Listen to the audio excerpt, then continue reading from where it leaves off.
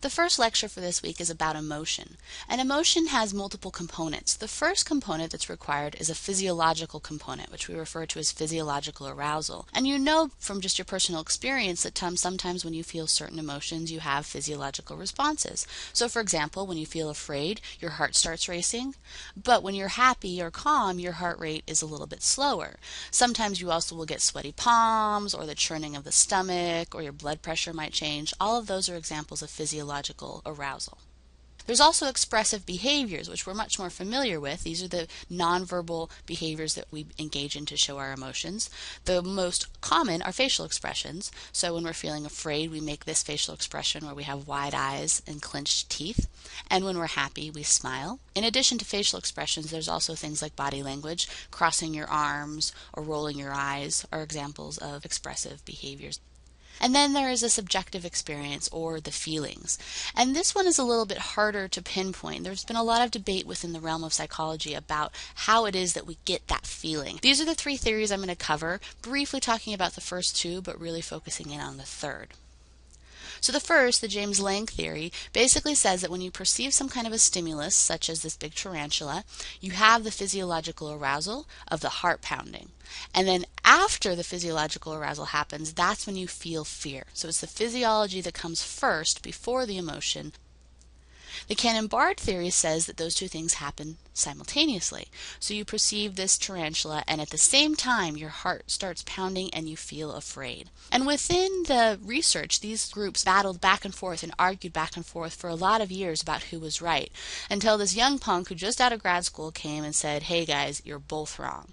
And that guy was named Schacter. Schacter proposed a two-factor theory of emotion, where he said, yeah, I think it's the case that when you perceive the stimulus, that leads to a physiological arousal. But the part that's missing from the previous theories is this cognitive label component.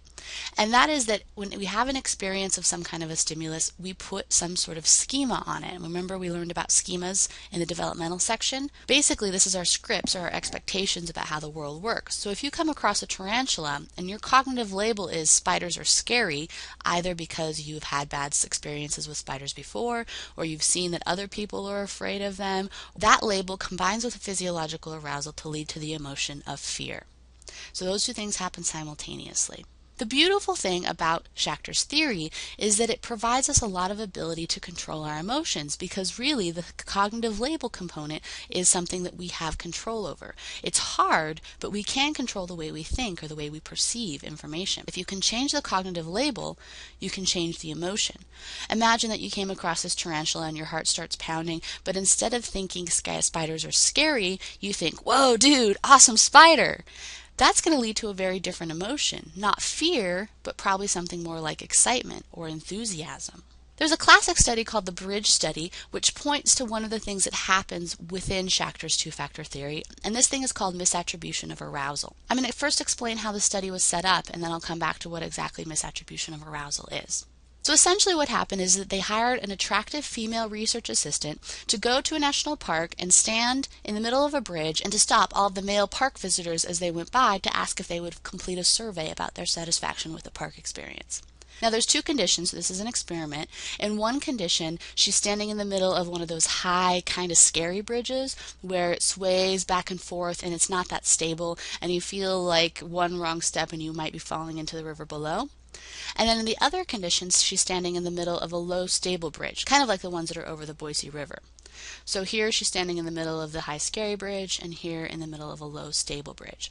And so for every man that she stops, she asks them, rate on a scale of 1 to 10 how satisfied you are with the park rangers.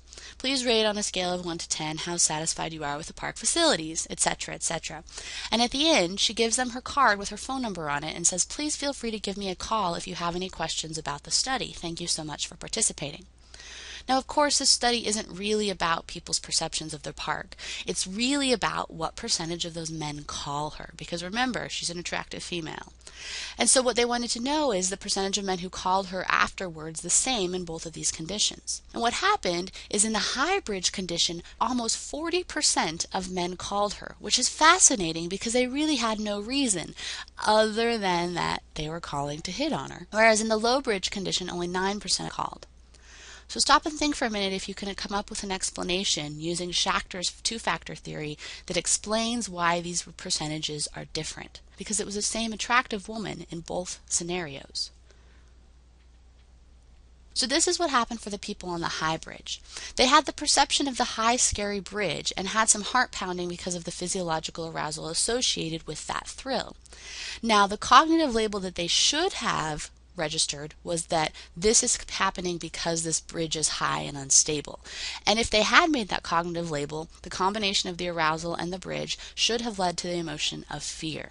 But as is demonstrated by the percentage of men who called the woman, what appears to have happened is that they actually labeled their arousal as being associated with a woman. And when you get physiological arousal like heart pounding with a cognitive label of this is coming from the person I'm talking to, that leads to a very different emotion than fear. It actually leads to attraction. And it was that attraction that led the men to give her a call. This didn't happen in the low bridge condition because they didn't have the physiological arousal caused by the bridge. So misattribution of arousal happens when we mislabel, when we have a cognitive label that's not accurate. And maybe not surprisingly, we very frequently misattribute our arousal to people instead of the environmental influences that are actually causing them. Alright, so now on to some other ideas that are pertinent to just the experiences of emotion. I want to talk a little bit about something within the physiology of emotion component, and that is an idea called the facial feedback effect. Basically, the facial feedback effect says that we actually can get sensory information from our expressions that make us feel an emotion more. So when you smile, it helps make you feel happier. When you frown, it actually makes you feel grouchier. The way they tested these is they asked people to flex certain muscles on their face on purpose. So for example, here we see an example of a woman on the left whose face is in a neutral pose, and on the right she's been asked to bring her brow together, which is something you do when you're feeling angry. And then there's another condition where they asked them to move their face in a way that would look like they were smiling. And then they were supposed to rate how they felt. What you see here is the pink bar are people who were forced to frown, and the turquoise bar are people who were forced to smile. And the people who were forced to smile had a higher happiness score than those who were frowning, and vice versa, those who were frowning had a higher anger score than those who were smiling. So it does seem like our facial expressions can actually make us feel differently. So that expression out there, fake it till you make it, kind of applies, because if you force yourself to smile, it actually can help you feel better. Another idea built on this are laughing clubs, and laughing clubs aren't that common in the United States, but they are very, very popular in India, where people get together as sort of an exercise session where they pretend laugh. They have all of these exercises where they fake laugh with one another, and the goal is to help themselves feel happier. So then, in the expression component of emotion, there are a handful of emotional expressions, facial expressions, that are universal, meaning wherever you go in the world, when you see these facial expressions, they mean the exact same thing. So starting with the upper left-hand box labeled A and moving through down to the lower right-hand box called F, A is happiness, B is surprise, C is fear, D is sadness, E is anger, and F is disgust. And these expressions hold true for all people everywhere as far as we can tell. Other facial expressions or other emotions are not expressions that are universal. They're actually culturally defined. So for example, things like pride are not emotions experienced by every single person, just certain cultures, the United States being one of them. You also were asked to do the task where you picked who was the fake smile and who was the real smile. So a real smile is called a Duchenne smile. And which of these two people do you think is making a Duchenne smile? The guy on the left. And how do we know that? Well, we know that because of the crinkles around his eyes.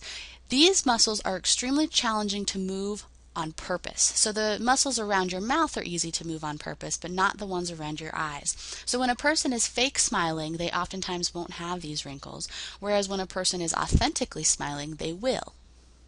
Now within the context of experiencing emotion, there's an idea called emotion contagion, and contagion is a word that's related to contagious. So this is the idea that emotions can be contagious. Oftentimes we will feel emotions similar to those around us, and there are individual differences. So some people emotions are very contagious to, and some people don't catch emotions very well at all.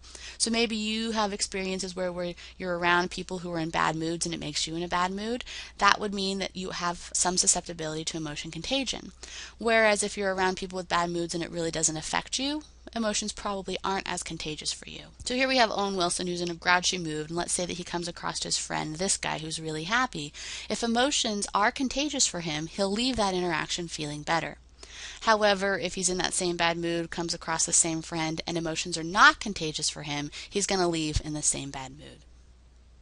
And then finally, we do something called affective forecasting. So affect is a fancy word for emotion, so this is emotional forecasting. And just like with the weather, what you're trying to do when you're forecasting is predict the future.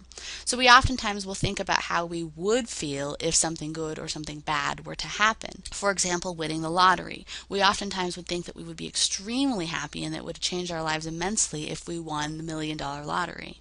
Or if you think about the idea of losing a loved one, we think about how devastating that would be.